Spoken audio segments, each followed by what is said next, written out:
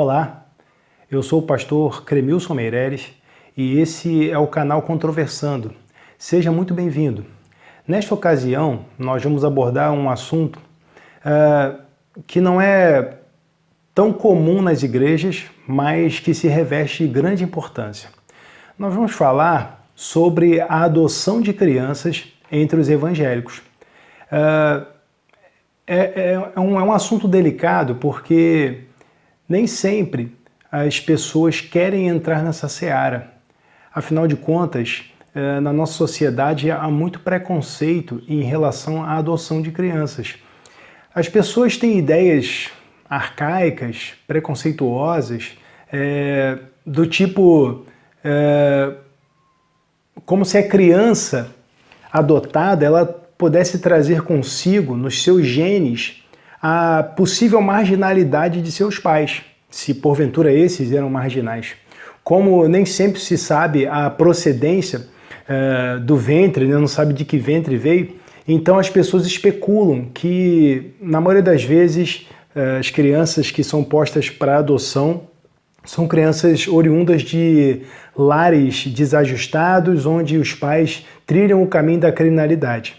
Então, por essa razão, as pessoas acreditando em lendas e mitos sobre o assunto, acabam imaginando que a criança pode trazer na sua constituição genética uma predisposição para a criminalidade, para fazer coisas erradas, né? Porém, esse é um erro crasso, porque não precisa alguém ser filho ter sido gerado por um marginal, ou mesmo ter sido gerado por um corrupto de qualquer natureza, para que essa pessoa traga consigo a corrupção na sua genética, porque todos os homens, naturalmente, já nascem sendo pecadores. Todos pecaram e destituídos estão da glória de Deus. Não há homem justo sobre a terra que faça o bem e nunca peque, diz Eclesiastes 7:20. Então todos nós já nascemos com essa natureza corrupta. E, sendo assim, se viermos a desobedecer os nossos pais, ou mesmo chegar ao ponto, como já houve filhos biológicos que assassinaram os seus pais, isso é produto da nossa natureza pecaminosa e não de uma genética, de uma linhagem de marginais. Então, essa é uma ideia totalmente equivocada. Mas será que há amparo bíblico para a adoção de crianças? Então a gente vai fazer a abordagem desse tema a partir dessa perspectiva bíblica. Bom, quando nós olhamos para as Escrituras, nós vemos que Deus, ele em algumas ocasiões, ele reverte a esterilidade, ele faz com que mulheres estéreis venham a dar à luz. Muito interessante, nós vimos o caso mais emblemático a esse respeito no episódio da concepção de Isaac, né? Sara era estéril, ela já estava com uma idade avançada, mas o interessante é que o escritor aos Hebreus, ele menciona essa intervenção divina e destaca que isso como um exemplo de fé da própria Sara, né? Se não vejamos, Hebreus capítulo 11, o escritor ele faz a seguinte observação, Hebreus capítulo 11, versículo 11, pela fé, também a mesma Sara recebeu a virtude de conceber e deu à luz já fora da idade, porquanto teve por fiel aquele que lhe tinha prometido. Então, com base nessa afirmação, alguns creem que a esterilidade ela deve ser vencida por meio da fé e não por meio da adoção. Há quem pense assim. E por conta disso, se popularizou no meio evangélico o discurso de que se uma mulher é estéril, ela deve crer que Deus vai realizar um milagre, tal como realizou com Sara, tal como realizou com Rebeca, tal como realizou com Ana. Então as pessoas creem que aquilo que aconteceu com Sara e com todas essas mulheres que mencionamos, isso vai acontecer também na vida das mulheres estéreis que servem a Cristo. Porém, a Bíblia não traz consigo essa promessa. Essa promessa é resultado de uma interpretação por sinal, equivocada, porque o texto diz que pela fé ela recebeu essa virtude de conceber. Mas o texto também traz outras ocorrências que se dão também por intermédio da fé. Se você verificar, por exemplo, o versículo 17 de Hebreus 11, diz que pela fé Abraão ofereceu a Isaac quando foi provado. Então você acredita que se você não oferecer o seu filho em sacrifício a Deus, você não terá fé? Veja, isso não tem que se repetir na minha vida. Não tem que se repetir na sua vida. Isso foi algo que aconteceu com o patriarca Abraão e um meio através do qual nós somos edificados e somos incentivados a perseverar na fé, ainda que as circunstâncias apontem no sentido contrário. Devemos continuar confiando em Deus como Abraão confiou. Ele confiou que Deus seria poderoso o suficiente para até dos mortos ressuscitar o seu filho. Então, esses exemplos de fé são exemplos para que nós possamos nos manter perseverantes na caminhada, confiantes no Senhor e esses exemplos eles não são usados para afirmar que essas coisas têm que acontecer na nossa vida. Por exemplo, quando nós olhamos para o versículo 30 de Hebreus 11, diz que pela fé caíram os muros de Jericó. Então, isso significa que nós vamos procurar uma cidade fortificada e vamos ali marchar e tal, e os muros vão cair?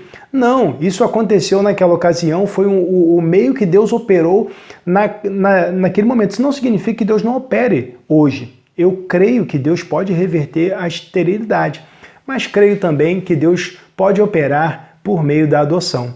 Portanto, a adoção não deve ser descartada. Porque quando nós olhamos para todo o contexto bíblico, nós percebemos que em circunstâncias de intervenção divina em favor do seu povo, nós vemos que a adoção aparece. Por exemplo, Moisés, ele foi adotado pela filha de Faraó. Se Moisés não tivesse sido adotado naquela ocasião, provavelmente ele teria sido morto, como as outras crianças, porque houve uma matança naquele contexto, né? Houve uma matança das crianças israelitas. Ou então, ele, se sobrevivesse, teria se tornado escravo, como os seus parentes. Mas ele foi educado em toda a ciência dos egípcios e Deus, usando essas circunstâncias, Deus foi moldando o seu servo para a missão que ele tinha para ele, de libertar o povo do cativeiro egípcio.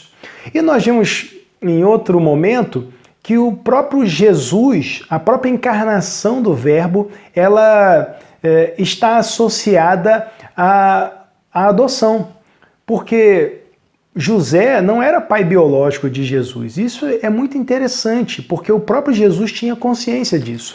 Quando nós vemos em Lucas capítulo 2, nós vemos a Lucas capítulo 2, nós vemos que Jesus, ele, ao se separar de seus pais ali por ocasião da viagem a Jerusalém, uma viagem que os pais dele faziam anualmente, Jesus, ele se encontra ali entre os doutores da lei e conversando, ele os impressionava.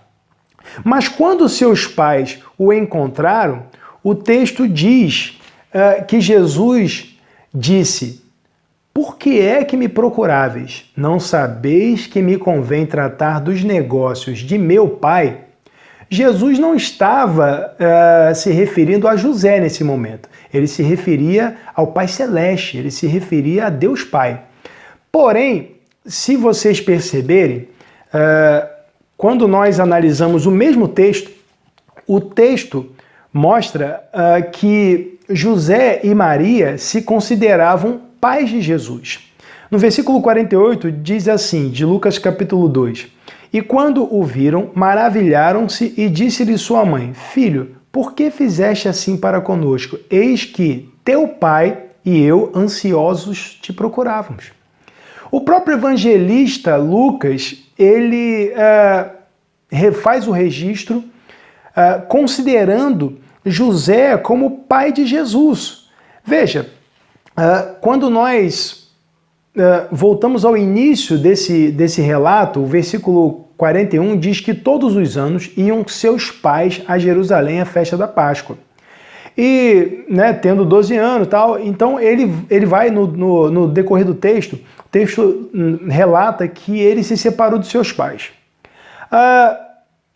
Os pais de Jesus, eles procuraram Jesus entre os parentes e conhecidos, e eles não acharam, né? Então, eles foram procurá-lo, eles voltaram a Jerusalém. Mas o interessante é que no versículo 43 diz assim: e regressando eles, terminados aqueles dias, ficou o menino Jesus em Jerusalém e não o souberam seus pais. Tanto José quanto Maria são apontados como pais de Jesus.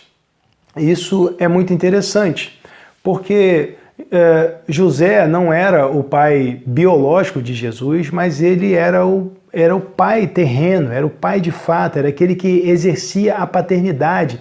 Tanto que José, exercendo seu papel de pai, ele inseriu Jesus na religião judaica. Tanto que ele o levou nessa viagem a Jerusalém, como o texto diz. Ele subiu a Jerusalém com seu pai porque ele completou 12 anos, segundo o costume, porque todo varão deveria ir a essas festas anuais. Então, veja, José também, exercendo a sua paternidade, ele compartilhou com Jesus a sua profissão. Quando vemos em Marcos capítulo 6, versículo 3, nós vemos que Jesus é reconhecido como carpinteiro.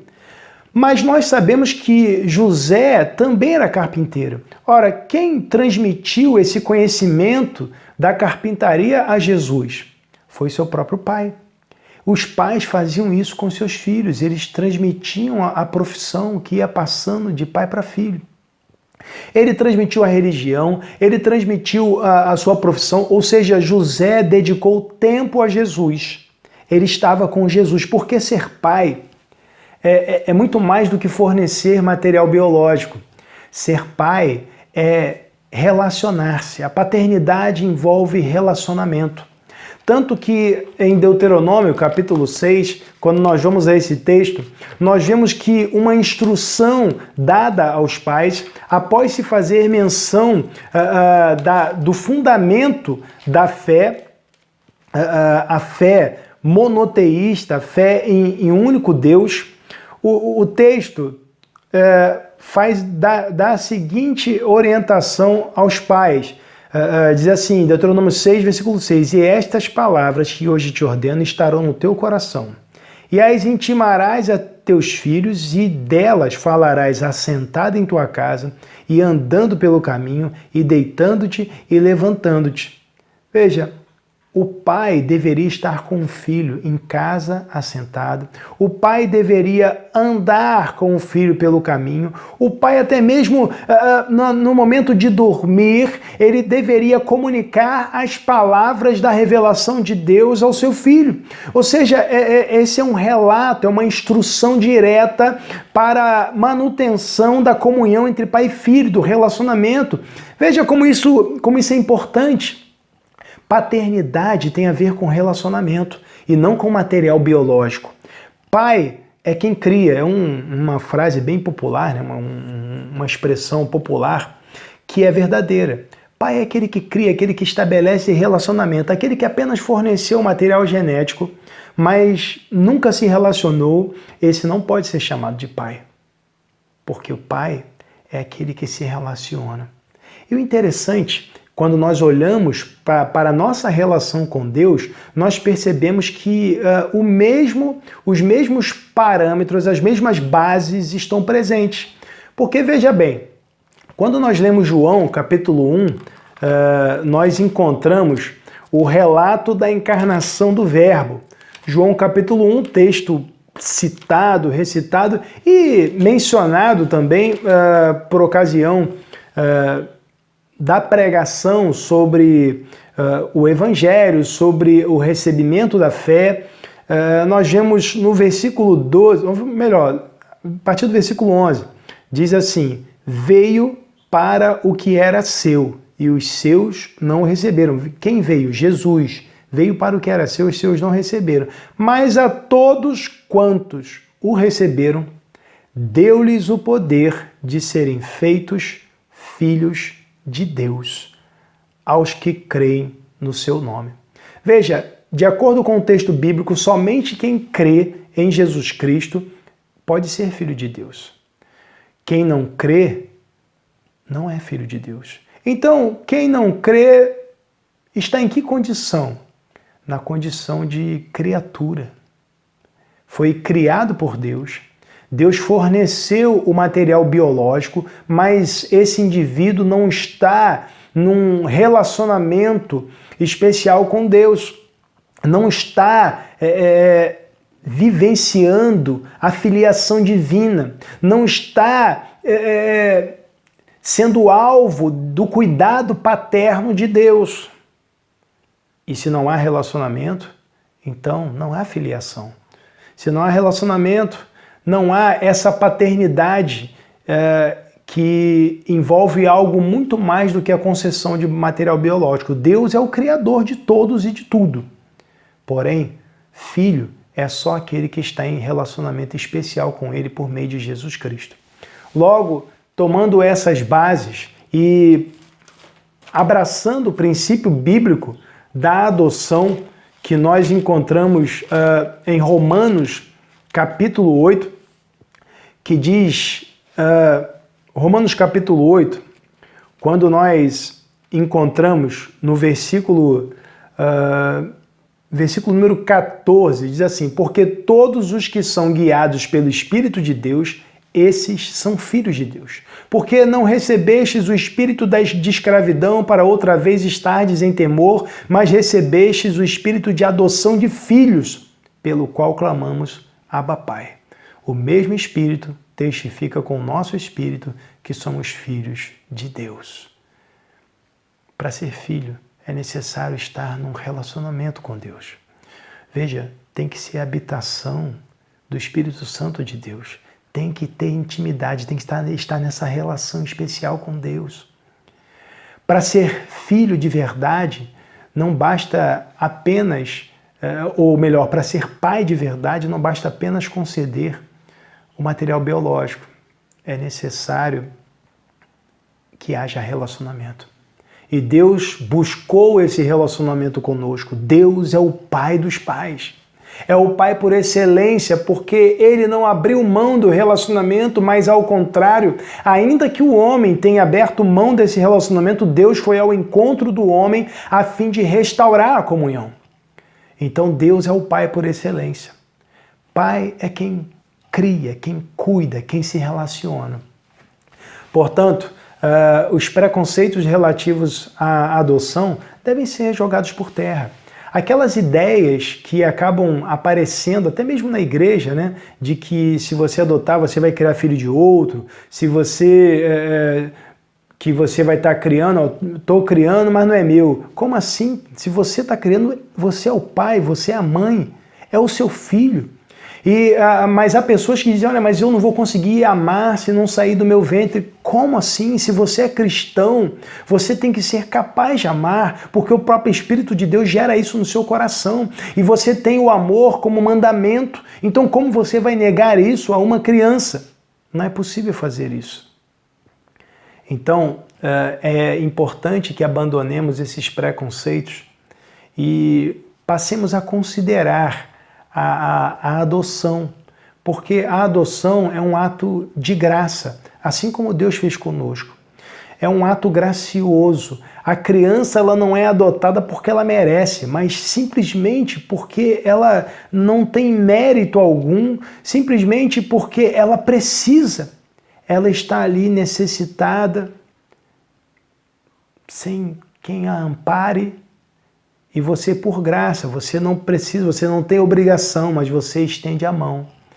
Assim como Deus estendeu a mão para nós, nós que estávamos também perdidos, mas o Filho do Homem veio buscar e salvar o que se havia perdido. Não porque nós tivéssemos algum mérito, ou mesmo porque nós tivéssemos pedido que ele viesse, mas simplesmente porque nós precisávamos e sem ele nós não poderíamos fazer nada. A criança indefesa, inocente, também não pode fazer nada. E você, que talvez não pode ter filhos, talvez tenha vivido a esterilidade, e por egoísmo, talvez você tenha pensado, não, se não sair do meu ventre, ou o homem, né, se não for produto do meu material biológico, eu não vou considerar filho. Talvez por orgulho você tenha feito isso. Mas o meu apelo é que você abra mão desse orgulho, porque há muitas crianças para adotar. E nós, como cristãos, nós podemos cooperar com a nossa sociedade, fornecendo cidadãos de bem, porque vamos criar as crianças de acordo com os preceitos das Escrituras, e nós podemos evangelizar essa criança, uma criança que poderia estar trilhando caminhos de marginalidade, mas que nós agora podemos intervir, estendendo a mão e podendo dar a ela um futuro não somente neste mundo, mas um futuro que dure pela eternidade, porque nós podemos apresentar o Evangelho a essa criança. Então eu quero te incentivar a abandonar os preconceitos, abandonar essas ideias de que o que aconteceu com Abraão e com Sara tem que acontecer com você, porque não necessariamente as coisas vão acontecer dessa forma, mas que você considere a possibilidade da adoção. Adotar crianças é um ato de amor. Então considere isso, ore a Deus, peça a direção do Senhor e vamos fazer também esse papel como cristãos, vamos também adotar crianças. Que Deus o abençoe. Um grande abraço.